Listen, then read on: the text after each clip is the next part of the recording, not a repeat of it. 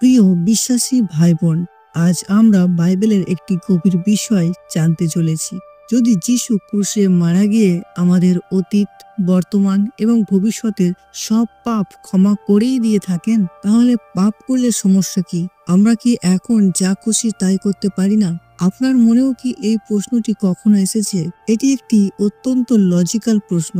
যদি আমাদের ঋণের টাকা কেউ শোধ করে দেয়, তবে আমি কি আবার ঋণ করতে পারি না? আজকের ভিডিওতে আমরা এই ভুল ধারণাটি ভাঙবো এবং জানবো ক্ষমা পাওয়ার পরেও কেন একজন বিশ্বাসী পাপ থেকে দূরে থাকার জন্য প্রাণপণ চেষ্টা করে।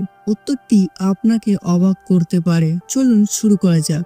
বাইবেল স্পষ্টভাবে বলে যে আমরা আমাদের কাজের দ্বারা নয়, বরং ঈশ্বরের কৃপায় বা গ্রেসের মাধ্যমে রক্ষা পেয়েছি। এফেসীয় 2:4 কেননা অনুগ্রহী বিশ্বাস দ্বারা তোমরা পরিত্রাণ পাইয়াছ, এবং ইহা তোমাদের হইতে হয় নাই, ঈশ্বরেরই দান। কিন্তু অনেকে মনে করেন এই কৃপা বা ক্ষমা হলো পাপ করার একটি লাইসেন্স বা ছাড়পত্র। ধরুন, আপনি এমন এক মরণ রোগে আক্রান্ত যার চিকিৎসায় কোটি টাকা লাগে। একজন দয়ালু ডাক্তার নিজের পকেট থেকে সেই টাকা দিয়ে আপনাকে সুস্থ করেন। এখন প্রশ্ন হলো, আপনি সুস্থ হওয়ার পর কি ইচ্ছে করে আবার সেই বিষ পান করবেন যা আপনাকে অসুস্থ করেছিল? অবশ্যই না, বরং সেই ডাক্তারের প্রতি কৃতজ্ঞতায় আপনি নিজের স্বাস্থ্যের যত্ন নেবেন। ঠিক তেমনি যিশু আমাদের পাপের শাস্তি থেকে বাঁচিয়েছেন। মানে এই নয় যে আমরা আবার পাপের বিষ পান করব। আমরা পাপ থেকে দূরে থাকি শাস্তি পাওয়ার ভয়ে নয়, বরং তার প্রতি কৃতজ্ঞতা ও ভালোবাসার জন্য। রোমীয় 6:1-2 তবে কি বলিব?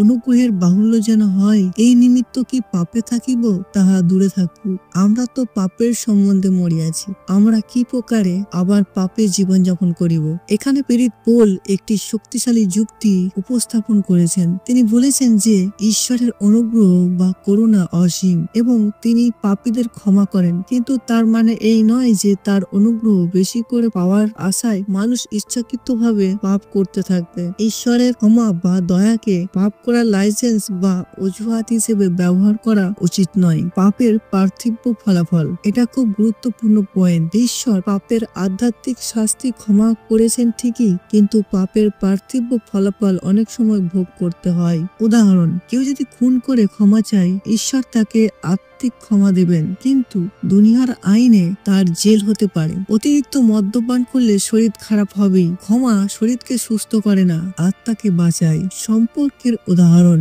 ধরুন আপনি বিবাহিত, আপনার বিয়ের আংটিটি প্রমাণ করে যে আপনারা স্বামী স্ত্রী। এখন আপনি যদি আপনার সঙ্গীর মনে কষ্ট দেন বা ভুল করেন, হয়তো তিনি আপনাকে ডিভোর্স দেবেন না বা মেরে ফেলবেন না। আপনাদের আইনি সম্পর্ক ঠিকই থাকবে, কিন্তু সম্পর্কের ঘনিষ্ঠতা কি ঠিক থাকবে?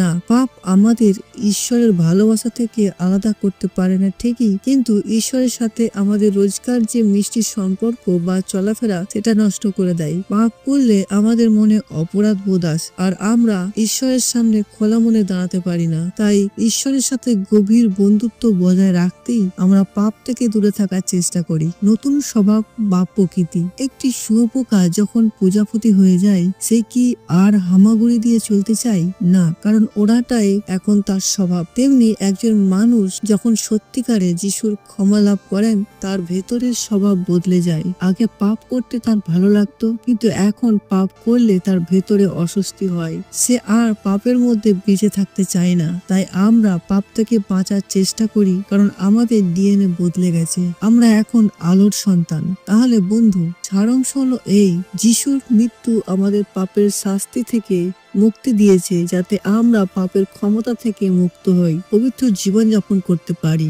আমরা পাপ থেকে দূরে থাকার চেষ্টা করি স্বর্গে যাওয়ার জন্য নয়, বরং আমরা স্বর্গের নাগরিক হয়ে গেছি বলে।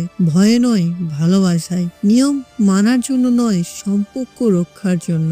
আপনি যদি এই ভিডিওটি থেকে নতুন কিছু শিখে থাকেন, তবে কমেন্টে জানান ঈশ্বরের কোন গুণটি আপনাকে সবচেয়ে বেশি জানে, তার ন্যায় বিচার নাকি তার ভালোবাসা। ভিডিওটি ভালো লাগলে লাইক দিন এবং বন্ধুদের সাথে শেয়ার করুন। দেখা হচ্ছে পরের ভিডিওতে। ঈশ্বর আপনাদের মঙ্গল করুন। ধন্যবাদ।